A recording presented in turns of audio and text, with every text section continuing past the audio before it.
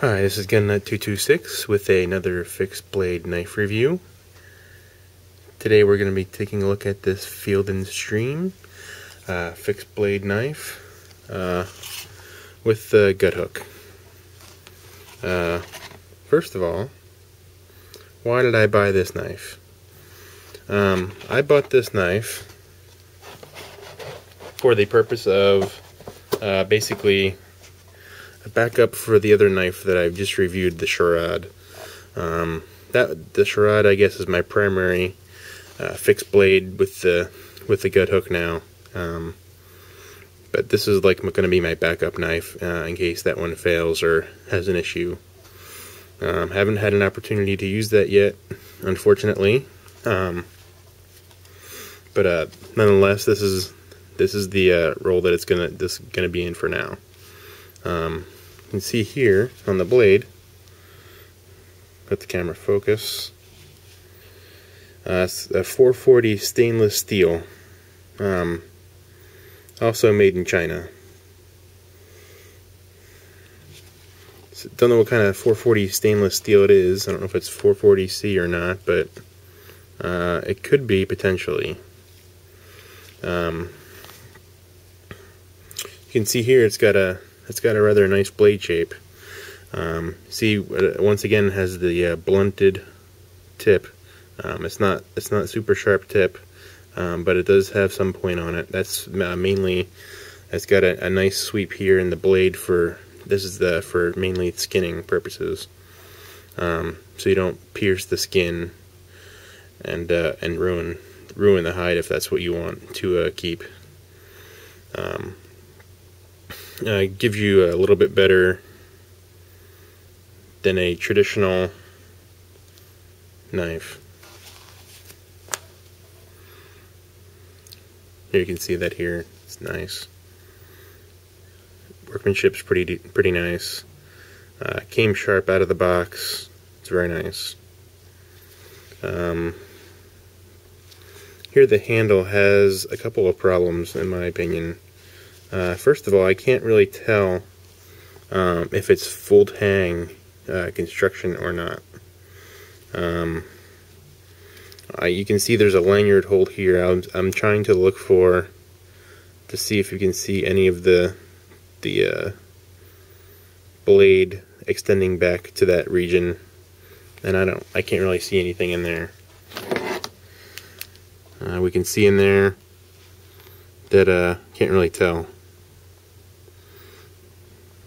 Okay, so not sure if it's a full tang construction. It feels pretty solid. It doesn't really bend when you try to bend the rubber, the handle. So it has that potential. So it feels pretty stiff. That'll come out in time. Here you can see some of the construction issues. Let the camera focus. You can see here there's some, when they put the rubber on the blade, kind of over molded, or not sure maybe how the construction is, if they maybe make the blade first and then put the handle on afterward. But you can see right here there's definitely some construction problems, workmanship issues. You can definitely see it here on the back of the blade. Yeah, that's a real issue. Probably won't affect functionality. It's just more of a quality control thing. Other than that, it's pretty nice. There's no guard on the handle per se. Does have some nice grip on it. There's no guard up here on the top to keep your thumb from slipping out. Also, there's not much traction actually here on the blade itself. If you want to choke up on the blade, there's no traction ability up in this region of the blade on the top. You can see there's a pretty thick spine on this blade as well. So I expect this to be a very strong blade. One of the things that I was concerned about was you notice the back of this blade is pretty thick. and the relief edge doesn't start till like halfway down. So I was concerned that it wouldn't be really sharp out of the box, but it is. It's very sharp. So I was surprised with that, and the construction that's associated with that, and the geometries. Here we have the. You can see there's finger grooves here. It feels actually really good in hand. There's no issues with grip, other than there's no traction if you want to choke up on the blade. The rubber gives you a really nice grip, even when your hands are sweaty. You're going to be able to keep a hold of this blade pretty well. Now let's take a look how much this guy weighs. Bring out the scale. Here we have, take a look, 5.820 ounces. That's it's not bad. That's pretty good. That's a pretty good weight for the blade, its purpose. There's heavier blades out there. There's also some lighter ones. I think it's pretty much equivalent to the Scharde. I don't remember what that was weighing in at, but I think it was very similar. It feels very similar in hand. So let's take a look at the sheath. The sheath here is made of some basic nylon. It's not real expensive. It is a little bit heavier duty. Here we can see some of the stitching. Right here there's a little issue with the stitching. Might be a problem over time. You can see there's already some fraying going on there. But overall it looks okay. There's actually a few workmanship issues, like right here there's one, and right here there's another little part coming out already. And I haven't even really used this yet. You can see there's stuff going on here as well. The one thing that I do like about this is, if you can see in here, get a flashlight. There we go. You can see right in there, there's some plastic. I'm not sure what it is. It might be Kydex or some other material. And there's an insert basically in there. It feels like it's some kind of plastic. Not super heavy duty, but it's there. So basically when you put the knife in and out, you're going to be mainly up against that plastic part, and you're not going to be cutting into the cheap nylon. You're going to be in the plastic. So if you just put it in, it sits in there pretty nicely, and doesn't really come out very easily. You have to really shake it up to get it to fall out. So even without the retention strap, once you hook the retention strap, once you button it up, there's no chance this thing's gonna fall out. It's pretty well in there. There's a little bit of wiggle, obviously, but that's not gonna come out when you're out there in the woods.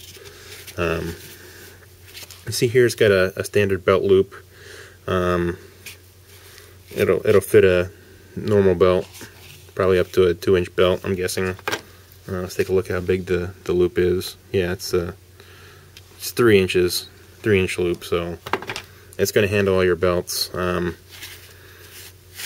Shouldn't be a problem. So overall, it's a nice sheath. Not the best, but not the worst either. Let's take a look how heavy the sheath is by itself. Sheath is about 1.4 ounces. Which let's put the blade back in, get a total weight for the pair. It's 7.114 ounces. Like I said before, it's a pretty good weight. It's not the lightest knife for this purpose, but it's not the heaviest either. I guess if you wanted to, you could use this in other situations as well besides maybe hunting. I don't think I'd use this as a tactical blade. You might be able to use it as a fish knife. Yeah,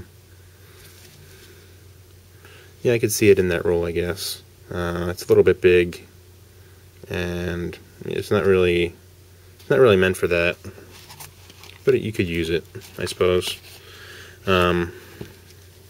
Like I said before, there's the Scharde out there that's my primary knife. So there are other options, other high dollar options that are out there as well. But I'm trying to keep things more affordable these days. As far as the how this knife will do, it's got a 440 stainless steel again, so I anticipate pretty good durability out of this guy. I don't think it'll rust very easily, and with the rubber handle, shouldn't be any issues, other than if it's used heavily and it's not a full tank construction, that'll come out probably pretty quickly. It'll just bust right through this rubber handle, and we'll be able to see that when I'll give you an update if that actually happens. Other than that, I mean, that's pretty much all I have for the knife itself. I did get this at Big 5. Once again, here's the box that it came in.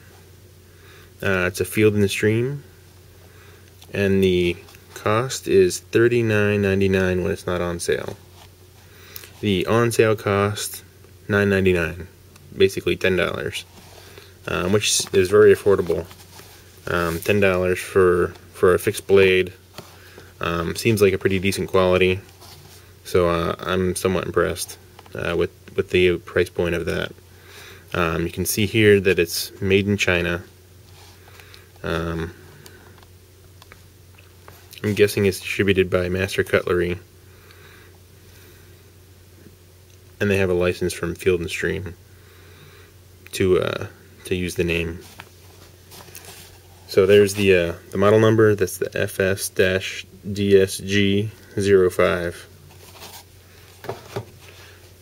Overall, it's a good knife. It's a high value. If you're looking for a gut hook, and you can find it on sale at Big 5, maybe I should mention quickly that one of the reasons that a gut hook is a big deal to me is, I don't know if you ever skinned a deer and you pierce the intestines or pierce the stomach. Has a rather foul odor associated with it.